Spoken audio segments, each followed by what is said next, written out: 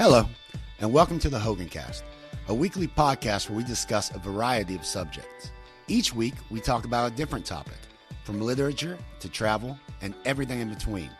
Our episodes strive to be both conversational and informational, and our occasional interviews are hopefully entertaining. Thank you for joining us, and we hope you enjoy this week's episode.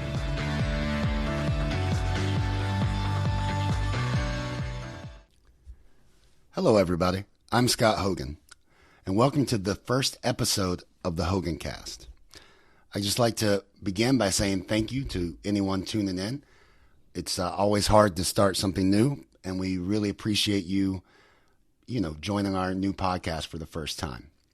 Joining me today is my lovely wife and co-host, at least for some of the episodes, Miss Huyen Nguyen, also known as Nancy. Hello, Nguyen.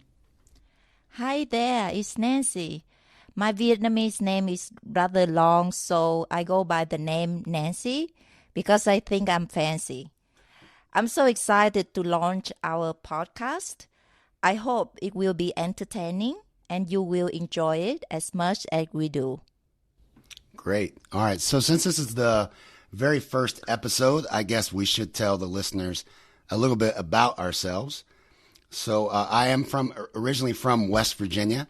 I grew up in the southern part of the state in what a lot of people know as the $1 billion coal field. After I graduated high school, I joined the Navy. I was in the Navy for around 8 years. During that time, I got to see a lot of really cool places. I was stationed in Japan.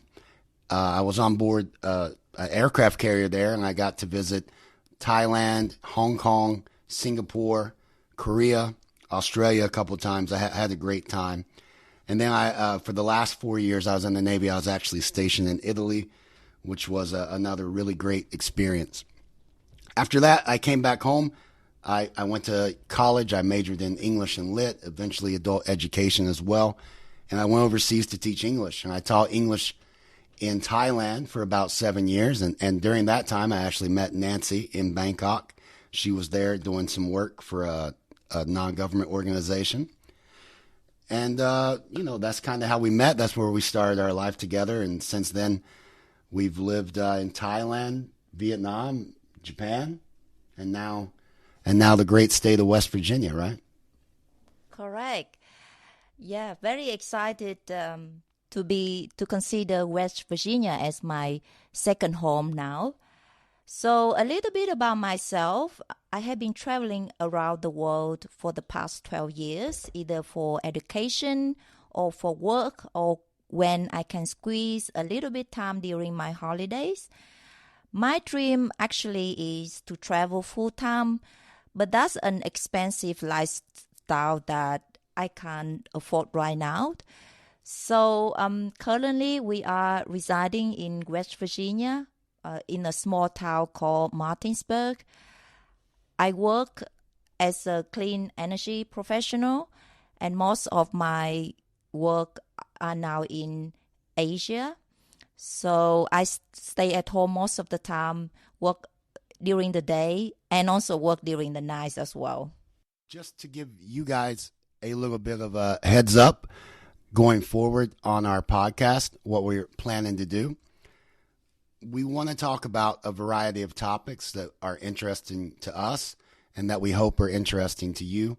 We'll touch on, maybe some literature, some moments in history, just some background information on the places that we've traveled to, and, maybe even some how-to guides on how to do certain things. Like I said, I taught English overseas for a long time. Maybe I can do a how-to guide on getting a job overseas to teach English.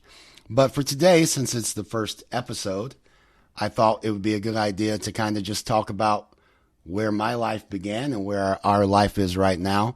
And that's my home state of West Virginia. You think that's a good topic, Nancy? I think that's great. It's not a lot of people know about West Virginia, I think, except a famous song named Country Road. Even it's very popular among Vietnamese and also my fellows in Asia. So whenever I said where I'm living, I said I'm living right now in almost heaven, West Virginia, and people know exactly where I am right now. Okay. So you've lived here for about 2 years now. And let's do a little West Virginia trivia to see what you know. Okay? So let's start out easy. What is the capital of West Virginia? It's Charleston. I remember when I first arrived America for the first time, and I was stopped by the officer at the custom, and he asked me where I was heading to. So I had to remember the name of the town to answer correctly to be able to accept to America. So I always remember that Charleston is the capital of West Virginia. Awesome. And what is the nickname of the state? Do you know that? The nickname, I think, is Mountain State because West Virginia has a lot of stunning mountains and forests and white waters, river that's surrounding by around mountains, which I really enjoy, especially in the summer. Good. And do you know our governor? Our governor is Jim Justice.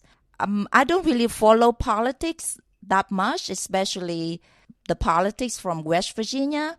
But the reason I know him because I work in clean energy, and one day I watched a video that interviewed him from the national radio, which I don't remember the station, but he talked about how he's supporting the state to transit from coal to clean energy, especially support building more wind power. Okay. All right. Maybe we can talk a little bit more about green energy in West Virginia a little bit later in the podcast.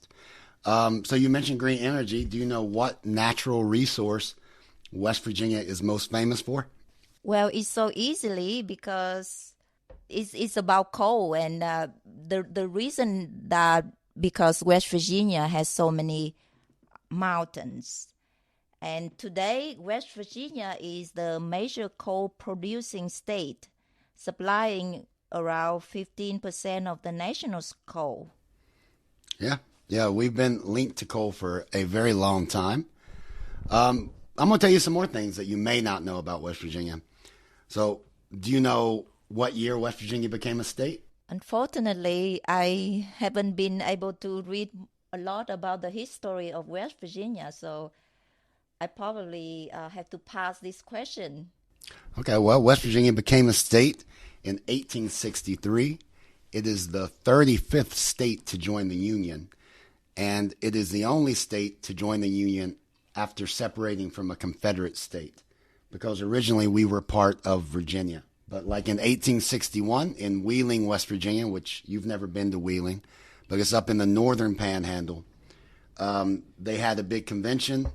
They voted to kind of separate from Virginia. There's not a lot of plantations in West Virginia, so slavery wasn't really that prevalent. So they got approval from the president. In fact, I think we're the only state ever brought into being by presidential decree. And so the Wheeling Convention in 1861, in 1863, we become a state. Obviously, we are West Virginia, but there were a lot of names that were considered. Appalachia was one. Kanawha was a really popular one because of the Native American tribes that were here. Did you also know that the first brick street in the world was laid in West Virginia? Did you know that? Yeah, wow. In Charleston, West Virginia, Summer Street. And West Virginia has the tallest truss bridge in the world, which is Philip G. McDonald Bridge in Beckley, which is where we go quite a lot. And New River Gorge Bridge, it used to be the longest single-span arch bridge in the world. Now it's the fifth, but you've been there a few times as well. So West Virginia is not just coal and mountains. We have a lot of other interesting things as well. What are some things that you like about West Virginia, Nancy? I think I like the most is because of the incredible landscapes in West Virginia. There are a lot of stunning mountains, forests, and wide water rivers. I like the fact that there is 4 seasons here in West Virginia because the place where I come from, Vietnam, we only have 2 seasons. Either it's too hot or too wet in the rainy season. It rained for 6 months, but here I can see the transition between a season to season, and I really enjoy it. Except that the wind here is really strong, which make everything is colder and it's difficult to go do activity outdoor. Well, I mean, a lot of that is because we live in like the one area of West Virginia that doesn't have a lot of mountains right now. So where I'm originally from, in the southern part of the state, there's a lot of mountains. The wind is not really that bad. But we are in the eastern panhandle, which is really close to D.C., I guess. It's actually considered to be part of the Washington, D.C. metro area. We get a lot of wind. In fact, maybe you can hear it outside. I'm not sure. But right now, as we're recording this podcast, the wind is just going like crazy. And is there anything that you don't like about my great state? The other thing is, it's sort of the culture shock to me. Is that here food is abundant, and for me, we small and we eat small size, and seeing the portion that served over here, it was a struggle for me to try to finish that. Okay, yeah. So, is there any questions that you have about West Virginia? Anything you want to ask me, since I am an expert? Right. So since I work in to support clean energy, and there's a lot of question around why the state of West Virginia still going for coal, and they are slow in the transition from coal to other source of energy. What your view on that, Scott? Because I got a lot of questions from my college, and especially they wonder, how can I support to make it the transition to clean energy in West Virginia go faster? Wow. Well, that's a little bit of a loaded question because it's become a political issue. But I don't have a lot of sources in front of me. But I did grow up here. I kind of know, at least I feel like I know why we have such an affinity for coal. And I think there's a misconception that West Virginia wants coal. You know, we don't care about the environment. We just mine coal because that's what we've done for the last 100 years. And that's not really the case. I mean, if you look at West Virginia's history, particularly the southern part of the state, and you go back 100, really about 200 years, the coal industry there really built America. I mean, during the Industrial Revolution, a large part of the coal that powered the factories and did all of that came from West Virginia and Kentucky, that whole area there, but particularly southern West Virginia. That's why it's called the $1 billion coal field. And what a lot of people, maybe a lot of people know, but there's probably quite a few people that don't know, is that the miners there that worked for a long, long time, they didn't earn money. They earned money that was only good for the coal company they worked for. All right. So they would come in, they would work their 10, 12 hours a day. And then when it came pay time to be paid, they weren't paid in dollars. They were paid in their company's money. All right. And this money was useless outside of the company. So the company store is where they would buy their goods. All right. They lived in a house owned by the company, on land owned by the company, working in the mines owned by the company, and paid for money that was only good to buy from the company. So they were really taken advantage of for a really long time, which is why there was such a big push to unionize. And it's also why it was so difficult to unionize, because anytime they would try to unionize, they would just fire them, take their house, take everything, because they owned everything. So you look at that lasted for a really long time. And then eventually we did unionize. There was a lot of conflict. That we actually had a battle of Blair Mountain, and then the Matewan conflict. So pretty much twice these miners had to fight once they really did fight the army. They fought the army, the American army at the Battle of Blair Mountain. So they got to unionize. The wages still weren't great. And then, fast forward to the 80s, 90s, early 2000s, the money they started to make actually became really good. They were making six-figure salaries. And then green energy, which I think everyone agrees green energy and nuclear energy is the way of the future. It's cleaner. But these miners, they lost pretty much their jobs. They went from making $100,000 a year to no job at all. A lot of them got on pills and opioids. You got to think West Virginia only has 1 million people. Before the latest regulations, I'm not trying to blame any president, but when the regulations kicked in that made it so hard to mine coal or to make a profit off coal, we went from around 200,000 miners to today, which we have around 20,000 miners. So we only have 1 million people in your state. That's a large part of your workforce, and it's also the part of the workforce that made all the money. Right, Scott. It's really interesting to hear from you. I didn't know all those things, but from my 2 years living here in West Virginia and experience and see how poor people are because of coal is not as popular as before, and a lot of people lost their job. West Virginia, I read from the statistics, is the second poorest state in America, and is heartbroken. But I feel like there are some other solutions out there for people in terms of livelihood. It's not just focusing on or build around coal activities. So Scott, I learned that you have been writing a couple of papers to talk about a number of solutions to promote income in West Virginia state.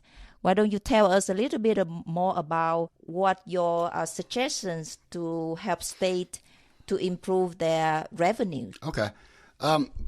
Yeah, I have some ideas, but I do want to point out that, yes, it's true that we are the second poorest state in the United States, but that's really not fair because a lot of the wealth that should have been going into the state was taken out by big coal companies, coal barons.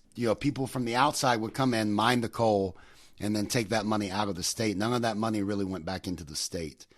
And so anytime that another company tried to come in here and build an alternative to coal, they were rung off by the coal barons.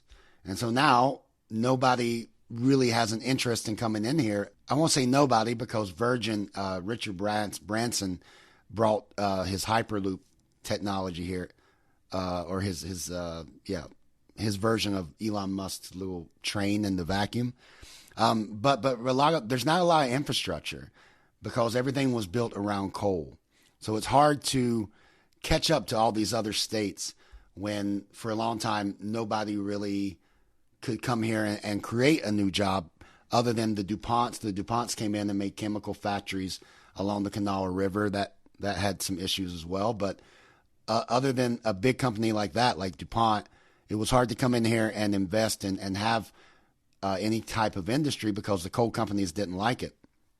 Now, with that being said, yeah, I think the easiest way to replace or at least kind of offset the loss of coal jobs is to focus on tourism. I think Jim Justice has been doing this a lot, but if you look at West Virginia, there's 3 or 4 main areas of tourism that you want to have or that you can promote. You have your historical tourism, you have your nature tourism, your eco-tourism, and you have now there's a really popular thing called dark tourism or supernatural tourism.